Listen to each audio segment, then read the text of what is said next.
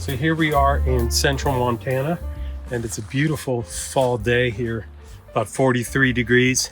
But the weather says it's going to dip down into the high 20s tonight, so we're definitely going to be needing some heat.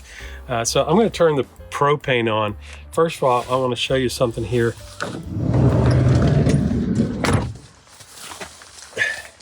This is our propane filler. It's a remote fill. However, our propane tank is a 3.5 gallon tank that is mounted underneath the van. And I like to keep the propane turned off when I'm driving. So every time I pull into a camp spot at night before we go to bed, I got to turn that propane on. So that's what I'm going to do right now. I'm going to show you that tank in a minute. So this is our propane tank right here.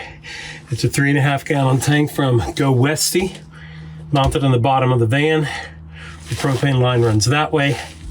This is the remote fill line right here, and here's the valve that I need to turn on. And we're going to go inside and I'm going to show you the furnace.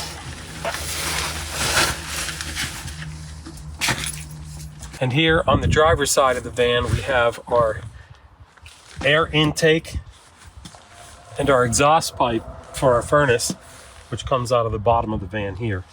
These are the holes in the bottom of my van. This is the exhaust. This is the air intake. And this is caulked. It's no longer red because it's dirty, but this is caulked with a red, very high temperature RV sealant. So you drill the hole bigger than the pipe so you can fill that with that sealing. And that keeps your floor from catching on fire, basically. And here is our furnace underneath our sink cabinet right here.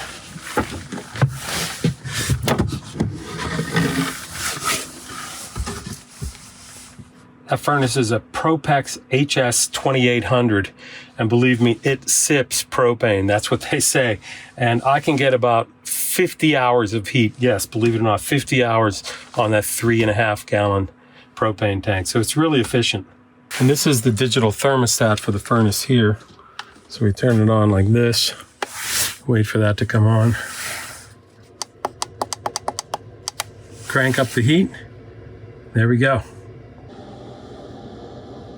Of course, if you're going to heat the van, it's also really important to have it super well insulated.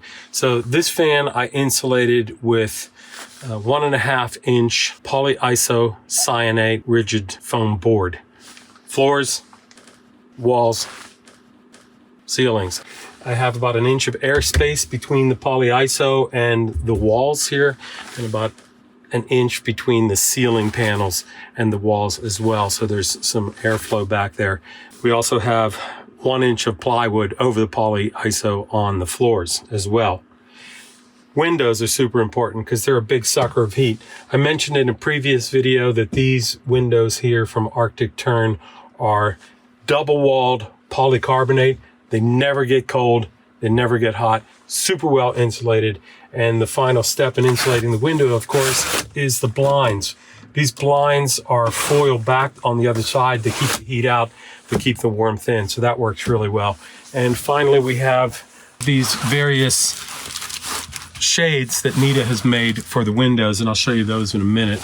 But the front windshield is the biggest sucker of heat in the whole van. I'm sure you've found that out in your own vehicle, that no matter what heat you have going on in here, you put your hand against that front windshield and it's ice cold.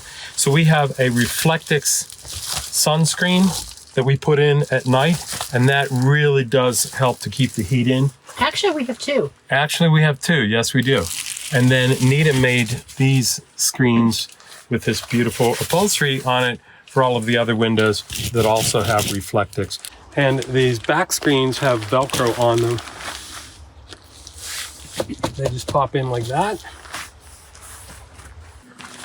And the way the front screen attaches, this is the front passenger window.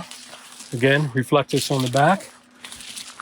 That just fits in like this. And then we have these handy magnetic clips that we bought off of Amazon.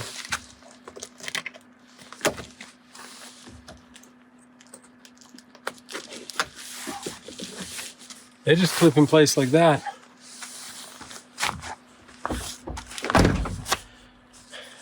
And that's a beautifully insulated van. Really stays nice and cozy.